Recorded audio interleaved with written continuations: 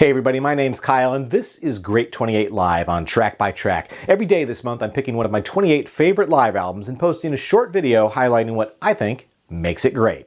Eric Clapton is indisputably one of the greatest guitar players to ever live. Between the Yardbirds, Cream, Blind Faith, and Derek and the Dominos, Clapton would have established a rock and roll legacy even without a solo career. And when you do consider the entirety of his music career, it's no wonder he's the only person to ever be inducted into the Rock and Roll Hall of Fame 3 times. Back in 1992, still recovering from the tragedy of the death of his 4-year-old son, Clapton went acoustic for the iconic television series MTV Unplugged. An album of that performance became one of the very first CD releases for MTV. The impact was huge. Eric Clapton Unplugged won multiple Grammy Awards, including Album of the Year, which may well be a first for a live album.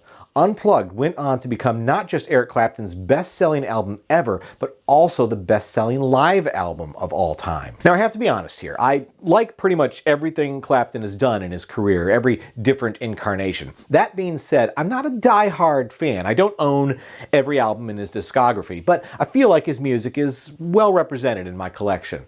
Of all of the Clapton-related albums I own, the one I find myself returning to the most is unquestionably Unplugged. As I look back on this album and I try to put myself in Clapton's shoes a little to try to relate to what he was going through at the time, it strikes me that he was exactly my age at that time.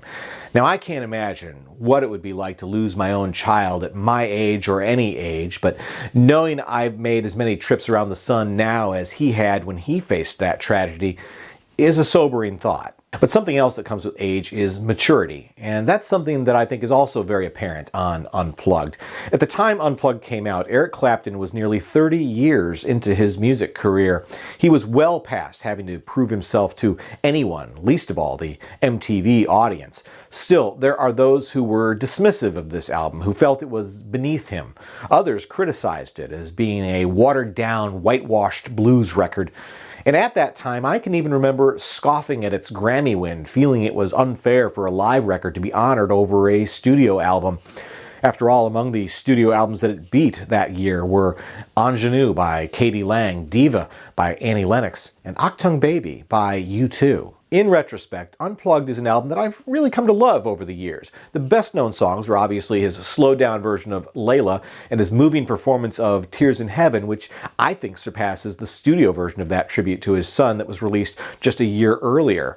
Those are both great performances, of course, but not without their baggage. It's hard to listen to them without taking into account other points of context. But probably more than the handful of Clapton pen tracks, I really enjoy the more old-school bluesy numbers, with songs like the traditional 12-bar blues of Before You Accuse Me, and then Nobody Knows You When You're Down and Out. It feels like we're sitting on Clapton's front porch, like a fly on the wall, as he jams with friends that have just happened to stop by on a cool summer evening. Is it revolutionary? No, certainly not. And there are both better and worse ways that the masses could have found a gateway to the blues. As far as I'm concerned, this is as good as any and maybe better than most. Speaking of gateways, Unplugged was also Clapton's prelude to his first true blues studio album, From the Cradle, in 1994. That All Covers album was also nominated for the Album of the Year Grammy 2 years after Unplugged's win in the same category. It lost out, ironically enough, to Tony Bennett for his live album, MTV Unplugged.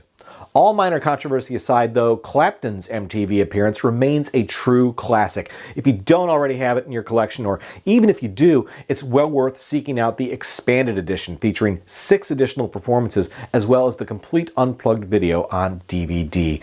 Definitely one of MTV's finest hours.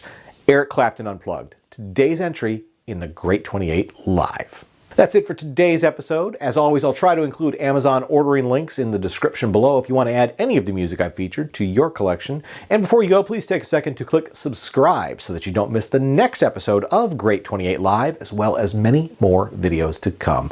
Once again, my name's Kyle, and this has been Track by Track. Thanks for watching, and I'll see you next time.